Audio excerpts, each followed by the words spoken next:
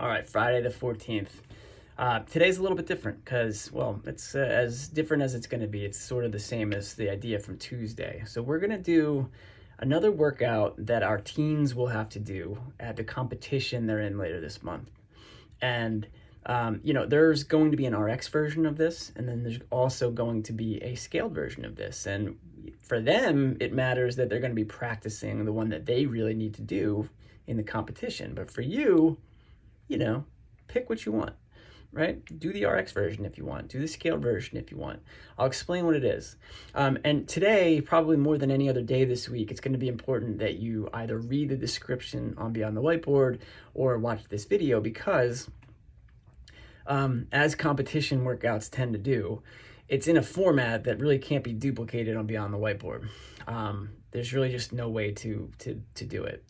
And that is, and I'll explain why. So today, for part one, it's going to be a two-part workout. Basically, you'll get your conditioner in as part two, and part one is sort of a strength thing that is timed, right? There's a theme to what we've been doing over the last few weeks, and it blends in nicely with this comp stuff.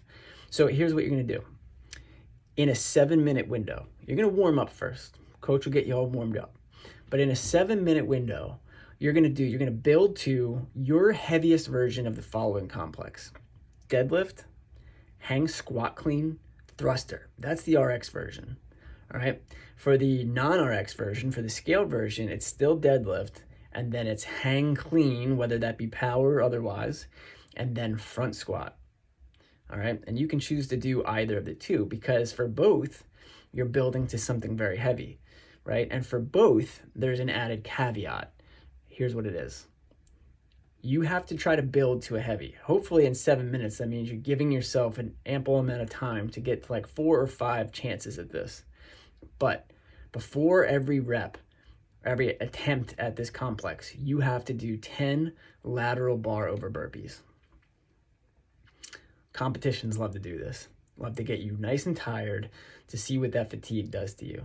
So what can you do? What are the strategies here? Well, you can do your 10 burpees and then just kind of stand around and wait until you're not tired anymore. But if you do that, you're decreasing the amount of time you have left, right? And so if you didn't give yourself a good starting weight, or you're not really sure what your potential is on this complex, then all you're doing is limiting yourself to only a few chances, right? So hopefully, at least in the first couple of tests, we're getting up, we're doing our 10 burpees, and then we're pretty quickly getting that complex done. Because keep in mind, especially for you guys who are competing, no one's changing your plates for you but you, right? So changing your plates, as it was on Monday, is another part of the strategy today. It's an annoying part of the strategy, but something you have to get pretty good at. Don't let a slow plate change be the reason that you don't hit a heavy complex today. Okay. What else can I tell you strategy-wise for that? There isn't, not a lot that you can do. Oh, here's the biggest piece. And I didn't read, I don't think that the competition, I read the standards for the competition, but I don't think they got this detailed. So for today's sake, your very first complex, you can have the first weight on the bar to start the WOD. I don't know if they're going to let you guys do that, Fiona and Chase and Robbie. Not sure. But for today's sake, right, we'll hope that it doesn't matter too much. Today's sake, you can start with your beginning weight on the bar. Hope that helps. Part two. So you're going to rest 5 minutes after that.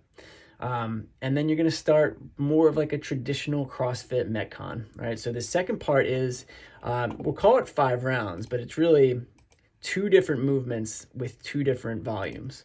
2 different movements with the same volume. It's 10, 8, 6, 4, 2 of the following: thrusters and then wall walks. And why is that significant?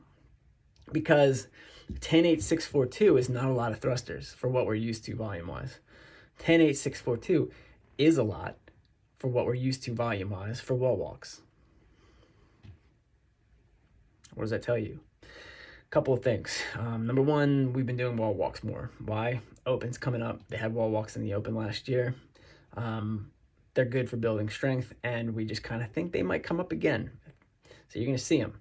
But it also means for this workout, we're going to tell you not heavier than 115.75, but definitely try to go 115.75 if that represents a heavier weight than Fran for you. So I want it to be a thruster that is heavier than Fran, but unbroken the entire time.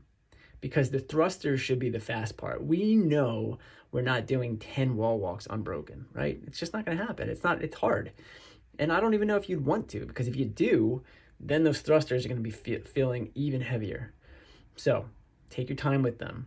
Use the time on the ground on those wall walks to your advantage. Breathe. All right. Big one tomorrow for Ewad. Enjoy. Have fun.